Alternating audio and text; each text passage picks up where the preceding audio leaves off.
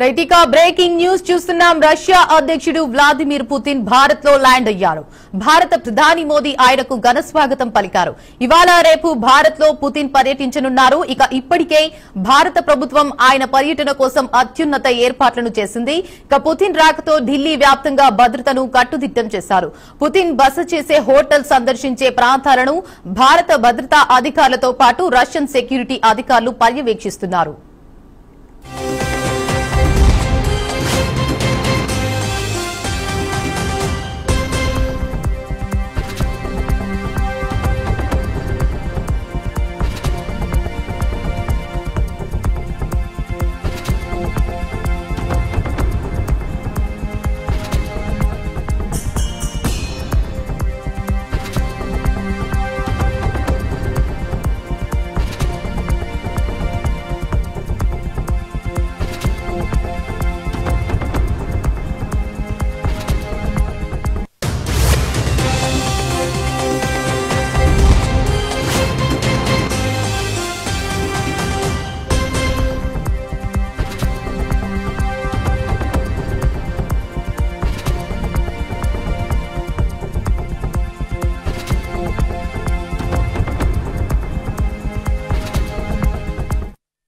Right ఇక breaking news చూస్తున్నాం. Russia అధ్యక్షుడు వ్లాదిమిర్ పుతిన్ భారత్ లో ల్యాండ్ అయ్యారు. భారత ప్రధాని మోదీ ఆయనకు ఘన స్వాగతం పలికారు. ఇవాళ రేపు భారత్ లో పుతిన్ పర్యటించనున్నారు. ఇక ఇప్పటికే భారత ప్రభుత్వం ఆయన పర్యటన కోసం అత్యున్నత ఏర్పాట్లను చేసింది. పుతిన్ రాకతో ఢిల్లీ వ్యాప్తంగా భద్రతను కట్టుదిట్టం చేశారు. పుతిన్ బస చేసే హోటల్ సందర్శించే ప్రాంతాలను భారత భద్రతా అధికారులతో పాటు రష్యన్ సెక్యూరిటీ అధికారులు పర్యవేక్షిస్తున్నారు. ఇక ఇదే అంశంపై మరింత విశ్లేషణ మా మేనేజింగ్ ఎడిటర్ చిదంబర్ రెడ్డి అందిస్తారు. చెప్పండి చిదంబర్ రెడ్డి, అప్డేట్స్ ఏంటి?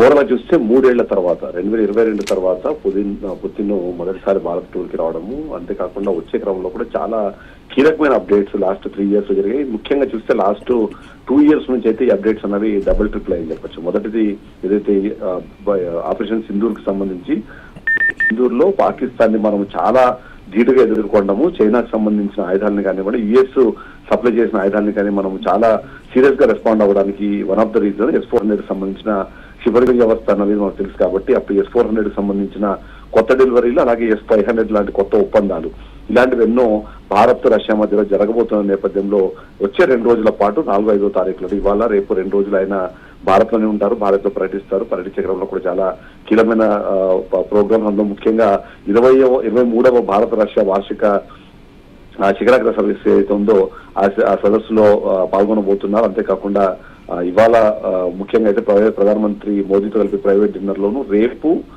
రాష్ట్రపతి ముర్ము హోస్ట్ చేసే భోజనం సంబంధించిన కార్యక్రమంలో ఆయన పాల్గొంటారు. పాల్గొన్న తర్వాత చాలా కీలకమైన అంశాల గురించి ఆయన డిస్కస్ చేస్తారు.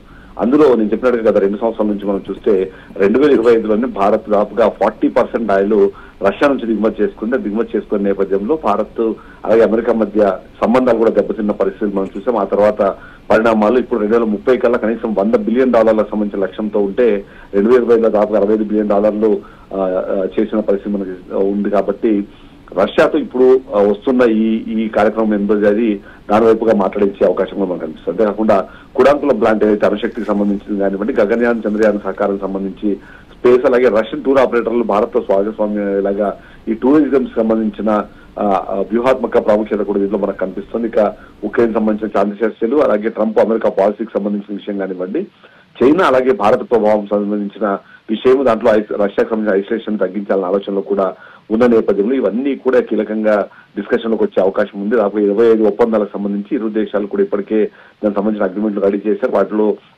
కంప్లీట్ చేసే అవసరం మనకు కనిపిస్తుంది. దానికి సంబంధించి కూడా ముందుకు వెళ్లే పరిస్థితి ఉంది.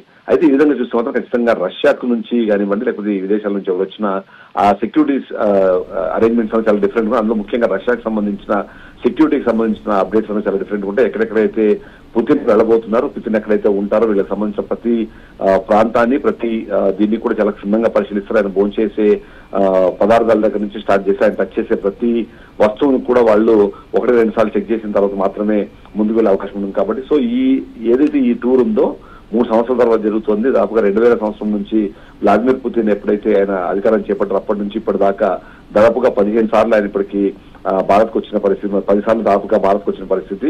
లాస్ట్ టైం 2022లో ఆయన వచ్చారు. సో ఈ విధంగా చూస్తే మాత్రం ఈ భాగస్వామ్యం ఏదైతే ఉందో రష్యా అలాగే భారత్ మధ్యలో ఉన్న భాగస్వామ్యము 2-3 రకాల అడ్వాంటేజ్ క్రియేట్ చేస్తుంది. ఒకటి, అమెరికాకు ఒక స్ట్రాంగ్ కాంపిటీటర్ ని మనం రష్యా ద్వారా చూపించే ప్రయత్నం ఉంటుంది. అదే కాకుండా చైనాతో ఎప్పటికప్పుడు మనకి భారత్ కి ఒక నెగిటివ్ ఒక ఫినామినా నడుస్తూ ఉంటుంది. వాళ్ళు ఎక్కువ పాకిస్తాన్ తో క్లోజ్ గా ఉండడం వల్ల. సో రష్యా ఏదైతే రష్యాను అలాగే చైనా చాలా ఓల్డ్ ఫ్రెండ్స్ కాబట్టి రష్యా భాగస్వామ్యంతో చైనాతో మనకి ఫ్రెండ్షిప్ పెరుగుతుంది. ఓవైపు పాకిస్తాన్ కూడా అమెరికా వైపు చూస్తున్న నేపథ్యంలో ఈ కార్యక్రమాలు ఇవన్నీ సక్సెస్ చేసుకోవడం ద్వారా మనం మన పక్కన ఉన్న అతిపెద్ద శత్రువు ఎవరైతే ఉన్నారో అతనితో కొద్దిగా సన్నిహితాన్ని క్రియేట్ చేసుకోవాలంటే రష్యా హెల్ప్ అనేది చాలా అవసరం ఉంటుంది.